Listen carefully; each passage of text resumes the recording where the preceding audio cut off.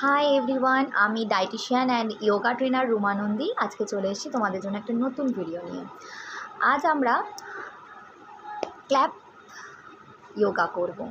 সেটা কি না, আমরা হাতে তালি তো সবাই দিই, তো হাতে তালির মাধ্যমে বিভিন্ন জায়গায় আমাদের যে আকুপ্রেশার পয়েন্টগুলো থাকে সেগুলোকে আমরা প্রেস করব, এবং যাতে আমাদের অল ওভার বডি ভালো থাকে এবং ভালোভাবে ব্লাড সার্কুলেশন হয় এবং অনেক রকমের বেনিফিট আমরা পাই মানে এই ক্ল্যাপের মাধ্যমে। তো চলো কতগুলো ক্ল্যাপ আমরা দেখে নিই। সবাই স্টার্ট।